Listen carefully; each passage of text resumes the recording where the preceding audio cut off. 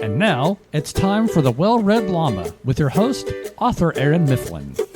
Hello, listeners. I am here with another special episode with my husband, Joel. We've done a few episodes before and always have a good time talking with each other and with you. So, hello, Joel. Hello. How are you doing? I'm doing well. How about you? I'm doing great. Some of the episodes we've done in the past have been a recap of our wedding last March. And then we also did an episode back in September recapping the writing conference we went to and telling you guys about our first 6 months of marriage. Now that we've been married over a year, we thought it was time we came back with another update, didn't we? Yes. Now, thinking back to the writers' conference, what first happened there that ended up being a big change in our lives? We got a text message about the apartment in which we were currently living in. Yes, because we had been living with my brother's family when we first got married. That was just how that worked out. But we were looking for our own place. And so while we were at the conference, we got a text about an apartment at a complex where we had been on the waiting list. And so that was pretty exciting. It was.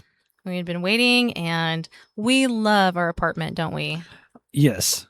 I love it because it's bigger than the apartment that I lived in Jonesboro. If it's okay, I'll do a little bit of comparing and contrasting. Okay.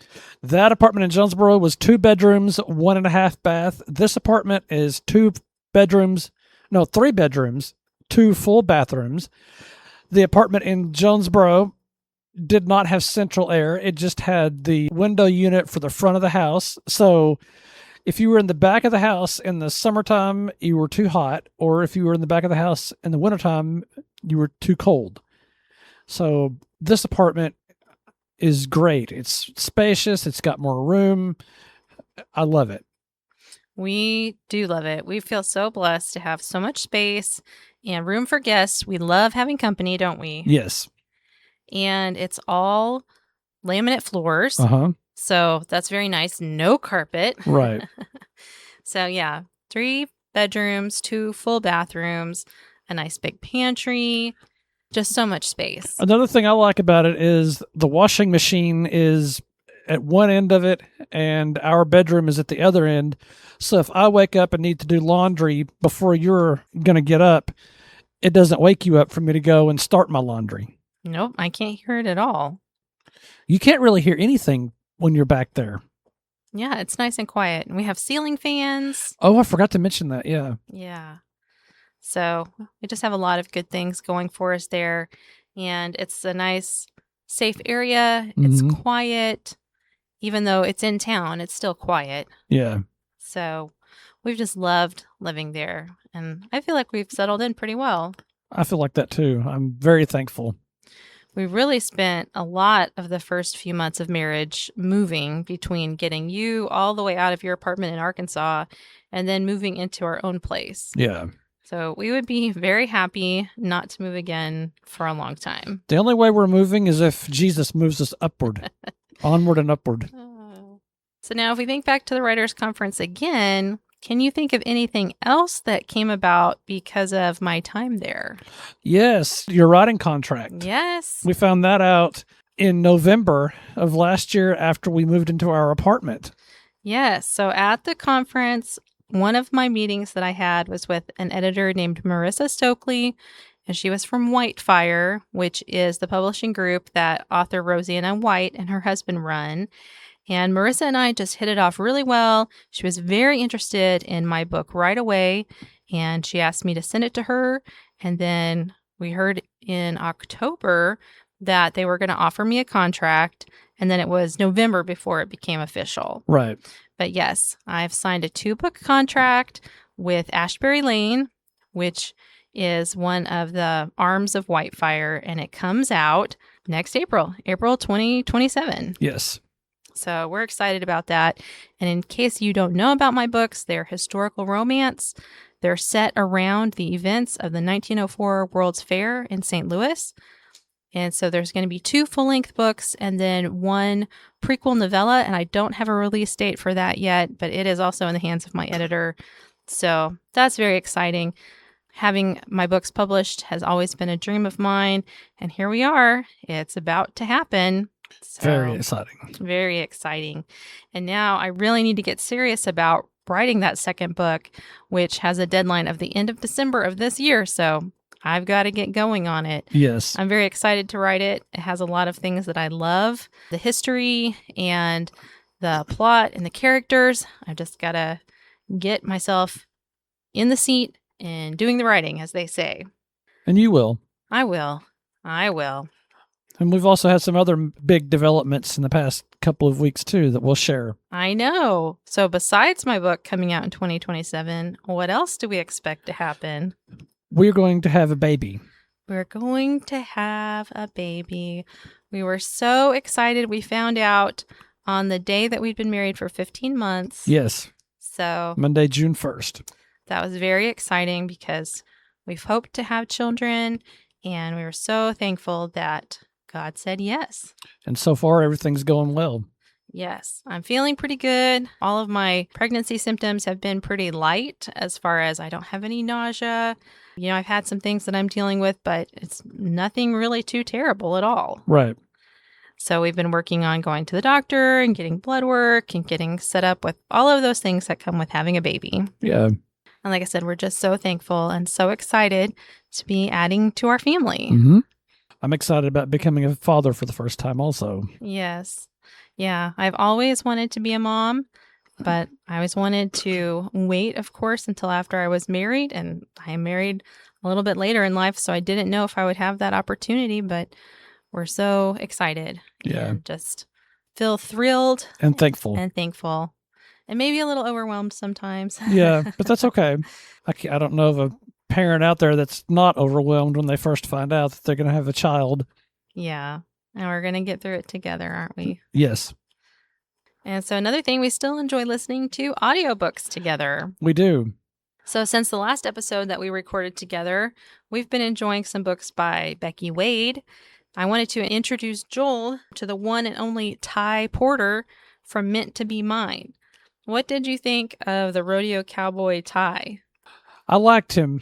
I think he could have made some better choices about when he was going to get married and stuff like that. But overall, I liked him. Yeah, I liked him too.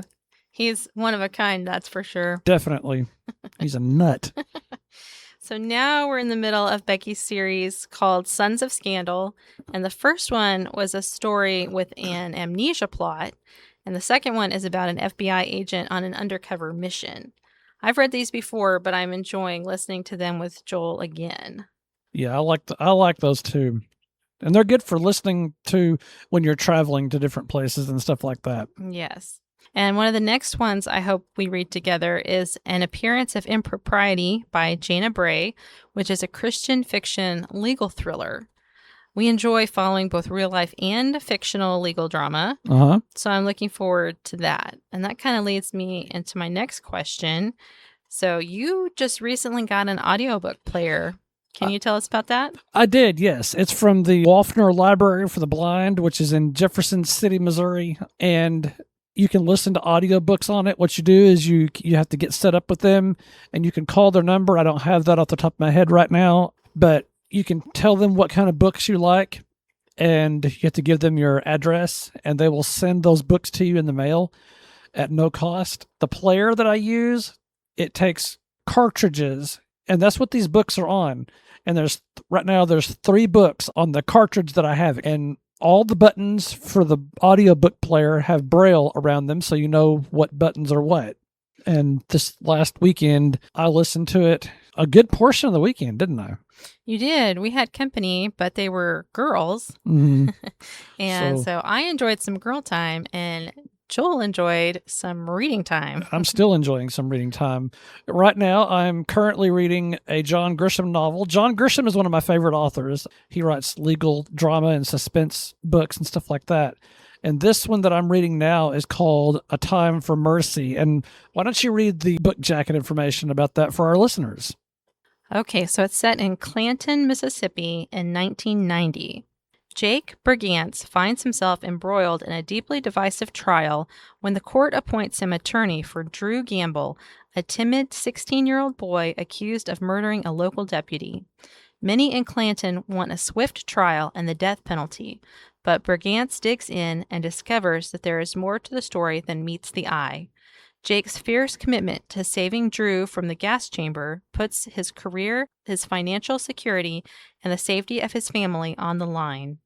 In what may be the most personal and accomplished legal thriller of John Grisham's storied career, we deepen our acquaintance with the iconic southern town of Clanton and the vivid cast of characters that so many readers know and cherish. The result is a richly rewarding novel that is both timely and timeless, full of wit, drama, and most of all, heart. Definitely a good read. This will be my third time to read it. And I'm also looking forward to reading some other books in this particular series. There's A Time to Kill. That was set in 1985. And then there's Sycamore Row, which is the sequel to A Time to Kill. That is set in 1988. And that has to do with a land contest. I don't want to go too much into that. You can read those for yourself. That is A Time to Kill and A Time for Mercy and Sycamore Row, all by John Grisham. He has also written some other works, such as A Painted House. That book is set in Arkansas. And he's written a book called The Rainmaker, which is set around Memphis, Tennessee. And The Street Lawyer. That is set in Washington. And those are just some of his books, to name a few. And I've enjoyed reading all of these that we've talked about. That's so cool. I've never actually read John Grisham before. You're going to at some point. Trust me. So, yes, just another one to add on the stack of to be read, right? Yes. The TBR pile. Yes. It just keeps growing. And something about this particular novel that I'm reading, the narrator doesn't just do his particular accent the way he reads the book. He incorporates like the Mississippi accent with his voice, and that is really cool to listen to. And he does it quite well. That's great. So kudos to Michael Beck, narrator of A Time for Mercy. So I'm just finishing up a book that I mentioned on the show before, which is called Part of Your World by Karen Whittemire. And that is a retelling of The Little Mermaid. And I'm at the very end of it. It's been a really good book. And so I'm looking forward to finishing that up. And then the next one I'm going to read is actually a Rosanna M. White novel, it's a World War II novel. So I'm looking forward to that. And then I've also got the latest book from Katie Powner, which is published with a secular publisher. So it's not Christian fiction, but I know it's going to have great themes in it, just like Katie always does. You remember meeting Katie? Yes, I do, at the conference. Yes. She has her cow that's her mascot. Right. Moulin, yes. Katie is a good friend. And then also my friend Andra, her name is Andra Loy. I'm sure I'm going to have her on the show at some point. Her debut novel is coming out in August, and I cannot wait to read that one. Andra and I have been friends since 2019, and we've been on this writing journey together, and now her first book is coming out, and my first book is coming out next year. So it's just great, the friends that you make along the way. And now we get to support each other when we finally have our books coming out into the world. That's awesome. So, Joel, what are some of the things that we are looking forward to doing together this summer? We're going to be going to church camp in July. That's July 13th through the 16th in Imboden, Arkansas. It is a church camp that I've gone to for years, and this will be Aaron's first time to join me. As some of your listeners may know already, I was married before I met Aaron, and my first wife didn't stay with me at church camp because, let's just face it, it's a hot time of the year. There's a lot to do, and some people just can't handle being out in the heat. And I mean, I get that. I understand that. But when we found out that we would be able to go to this church camp together, we decided to take this opportunity. Yes, I love going to church camp, and so I'm really looking forward to it. Like he said, this will be my first time at this particular camp, but I'm no stranger to going to church camp. I'm not either. I love going. I've gone to teen camp with our church. I went for 11 years in a row, and last year was the first year that I didn't get to go in all that time, and it was really sad. Yeah. I really missed it. I know. But it was just not the right time for me. That season is kind of closed for now, but this year you and I get to go to this camp that you know very well. And so I'm excited about that. I'm excited about that too. And something else we're going to be doing this summer before church camp, the week of the 6th through the 10th of July, we're going to be helping out at VBS at our church, which is Riverview Bible Baptist Church here in Forsyth, Missouri. We're going to be helping with the cookies and Kool-Aid each night of VBS. Yes. So that means we get to sample all the best cookies. I'm looking forward to that. I hope that Miss Kathy Simniak makes some of her famous chocolate chip cookies. Her chocolate chip cookies are amazing. They're to die for. I mean, yours are good. I love your chocolate chip cookies, but Kathy's are just, they're so good. They're amazing. In fact, I'm actually over here salivating just thinking about chocolate chip cookies. So we are looking forward to that. I used to help more like with classes and stuff at VBS, but now that Joel and I are married, they were looking at something that we could do together. And they said, you know what? The people who used to do the cookies and Kool-Aid, they needed to step back. And they said, you know what? That would be great for Joel and Aaron. Also because Joel loves cookies. Mm-hmm, I do. So we were looking forward to that and being there every evening and serving the kids and eating lots of cookies. And something else I'm going to be doing during the month of July, I'm going to be taking a dad class at our local pregnancy resource center on Monday nights from 6 to 8 p.m. I'm going to be learning about how to change a diaper, how to hold the baby, how to perform baby CPR in the event of an emergency, just different things like that. So that's going to be great also. And I think that's great. I mean, it's a class that they offer for all dads, but I know they're already putting extra thought how they can help you as a dad who is blind, right, to give you extra confidence to know how to take care of our child when it comes. Yes. So a big thanks to the people at the local pregnancy resource center here in Forsyth. You guys are awesome. Yes, they do such a good job. They offer so many services, and we're just thrilled to know them and, get to use them and be part of their ministry now. Yeah. Joel, would you like to talk about a video series that we watched at our church over the past few months? Yes, we've been watching the Answers in Genesis series, and they talk about the different planets and just the stars and stuff like that. And it's really cool just to hear how they formed, and I love how they always incorporate Christ and God in all of those things. So the series is called The Heavens Declare, and we've been watching one video a month for, it's like 7 or 8 months now. It started in December. So yeah, there might be 6 videos then. I think so. And so, yeah, like he was saying, there's one about the moon, one about the sun and the planets, and so many different things in the solar system and how they point to a creator and how they prove the theory of creation and don't support different theories of evolution. They talk about how secular scientists try to come up with different reasonings for different things, but it all makes sense if you look at it from a creation viewpoint. Yeah. And they really get in very in depth. And sometimes it just goes right over my head. I'm like, I have no idea what you just said. Mine too. But it's good. I like learning about that kind of stuff. I do too. Our church does a lot of stuff with Answers in Genesis. Some of our Sunday school curriculum that I use is from there, and we get our VBS curriculum every year from there. So we really enjoy that ministry and think they do a good job. They do. Oh, something else we could talk about, babe. I just now thought of this. We went to Jonesboro back in March, didn't we? Yes, we did. And it was really neat to introduce Erin to some friends that she hadn't met yet. I had a group of friends that I would do stuff with when I lived there several years ago, and I let them know that we were going to be down there in March, and they set aside time to have dinner with us. And we stayed with some really good friends of mine also. So that was just a really good time. That was a good time. Should I tell them what happened when we first got to the restaurant to meet your friends? Yes. So I had never met these friends before. Well, I had met one of them before. Yeah. But it was going to be a pretty big group. So we got to the restaurant and Joel and I walked in and I didn't see a group of people. And the hostess asked how many people were going to be in our party. And I said, I'm not entirely sure, but it's going to be a bunch of us. And in fact, some of them might already be here.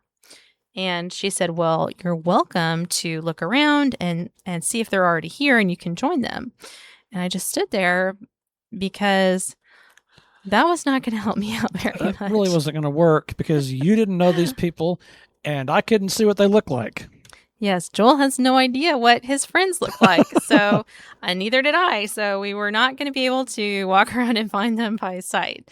But thankfully, we were actually the first people who had arrived. So everybody could just join us when they got there. So that's kind of one of those things that you don't think about all the time. But I was like, well, yeah, nobody knows what these friends look like as far as between the two of us. So you don't even know what I look like. Yeah, but you're beautiful. Now, last month, I wrapped up my school year teaching at our Christian school that's here in Forsyth. And Joel, you were able to come with me a lot of days, weren't you? Yes, I was. And I had fun. I mean, I would do stuff on my computer and just get to know some of the students up in Aaron's classroom. It's a really great school. I love their Christian values. Riverview Christian Schools here in Forsyth, Missouri. The staff is wonderful. The students are wonderful also. And I love the Bible lessons that they pour into the students. Yeah, it's a really great atmosphere. It feels like a safe space even for us as adults who are there. And of course, that's what we want to foster for our students is a safe space where they can learn and have fun and grow. And our desire really is to see them grow in academics and grow in knowledge of the Bible and in Christian service, because we want these kids to be able to enter the world ready for whatever God has for them. And that's one thing that I enjoy about working there and working with the older students, because I work with 8th through 12th grade, so right before they graduate. And that's just getting to see glimpses of who they are and how they're growing and what gifts God has given them. So I really enjoy that and getting to be a small part of their lives as they get ready for what God has for them next. Yeah. And all their personalities are really neat too. Yes. The ones that really make you think sometimes with their questions, or the ones that really make you laugh and are always encouraging others. Oh, yeah. Yeah. And then there's one student that he and I and the main teacher are pretty competitive about a certain calendar on the desk. So we have a calendar of the day that has a picture. Last year, the picture could be from any country in the world. And so we would cover up the answer and we would try to guess what country it was from based just on that picture alone. And this year, we have the same kind of calendar, but it's just for the 50 states, the 50 United States. And so that gives at least a little bit of a narrower scope for things to guess. Instead of 200-something countries, it could be anywhere in the 50 United States. And sometimes it's extremely difficult. Sometimes it's a mountain. Sometimes it's a beach. Sometimes it's a building. Right. But we take this calendar contest extremely seriously. We keep records about, who has guessed the most, what kind of streaks there are, who's guessed the most days in a row. And so we just have a lot of fun with that. That's kind of a nerdy thing, but it's something that I look forward to every morning when we get there. It's okay. I mean, it makes you think. It does. It's a good challenge for the first thing in the morning when you get to school. Right. And we also learn things from each other, too. Yeah. Somebody will be like, oh, I knew it was this state because of something. And then next time you know what to look for, and you can just learn from each other that way. Oh, and something else we got to do back in May, we got to see my brother and his family for the first time in a year. Yes. I really enjoyed seeing them. Well, over a year, actually, because the last time we saw them was at our wedding. Yes. And my brother got to show me his new truck that he'd gotten last summer, and we got to show him our SUV that we'd gotten last summer. Yep. So that was exciting.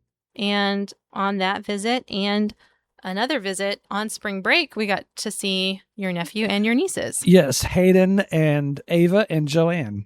And so it's so much fun to be part of the family now and getting to know them. And we'll be bringing a baby of our own into the family pretty soon. So we're very excited about that also. Yes, we are.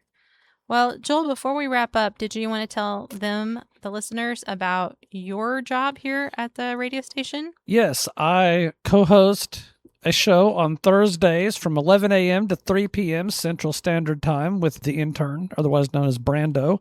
That is the Lunchbox Block. We play classic Christian contemporary hits from the 70s, 80s, and 90s. We do the interesting news article of the day. We do the song of the day. We have something called the Other Verse, which is a verse of scripture that we talk about. And we also have the Power Verse that we talk about as well.